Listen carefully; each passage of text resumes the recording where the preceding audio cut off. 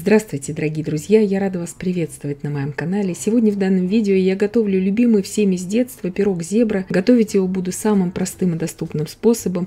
Очень бюджетным он получается. На кефире буду его готовить. Без миксера, даже без применения какого-либо миксера. Получается пирог необыкновенно сочный, влажный и очень-очень вкусный. Итак, 3 яйца среднего размера. Комнатной температуры яйца. Разбиваю просто в меланж. Добавляю туда 200 грамм сахара, щепотка соли здесь же у меня и 8 грамм ванильного сахара. Все это я перемешиваю. До полного растворения сахара размешать не получится. Сейчас при добавлении кефира сахар уже полностью растворится. Итак, 240 мл кефира. Кефир обязательно берем комнатной температуры. Половина чайной ложки соды, пищевой соды я добавляю туда, не разрыхлителя, а именно пищевой соды. Больше соды я здесь брать не советую, потому что она будет уже чувствоваться во вкусе. Вместо этого количества соды вы можете взять 8 грамм разрыхлителя и вмешивать его тогда уже с мукой. 120 грамм растительного масла без запаха. Все это я перемешиваю и просеиваю туда 240 грамм муки. Если вам нужен будет пирог больше в диаметре, допустим, на 26 сантиметров в диаметре форму вы будете брать, всех продуктов следует брать вдвое больше. Итак, все это я перемешала до однородности, тесто получается достаточно жидкое. Разделяю его сейчас примерно на 2 такие равные части.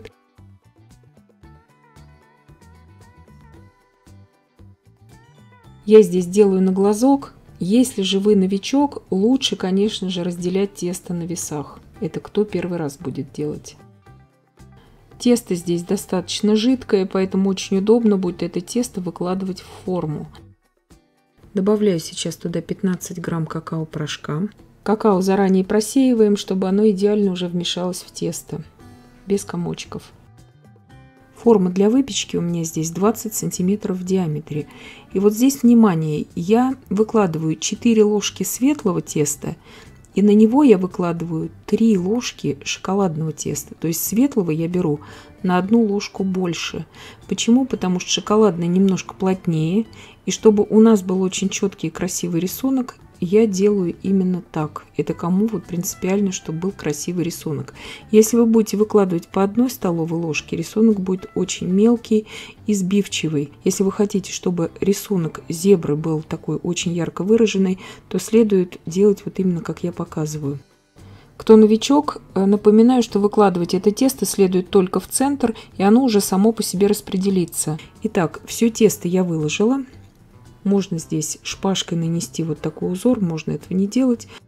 Выпекаю при температуре 170 градусов Цельсия на среднем уровне без конвекции примерно 45 минут в моей духовке. Если выпекать его на 160 градусах, но тогда он где-то час будет печься, тогда он будет идеально ровным, то есть без разломов этот пирог. Естественно, во время выпечки духовку мы ни в коем случае не открываем.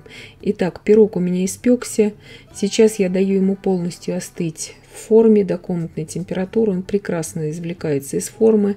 Нарезается он даже на очень мелкие кусочки, то есть пирог очень стабильный и в то же время он очень влажный и сочный получается. Кто-то любит на сливочном масле такие более рассыпчатые пироги зебра. Этот же такой влажный, очень сочный получается пирог. И я надеюсь, что видео было полезным и познавательным. Подписывайтесь на мой канал, ставьте лайки, пишите комментарии. Я всем желаю больших успехов и до встречи в новых видео.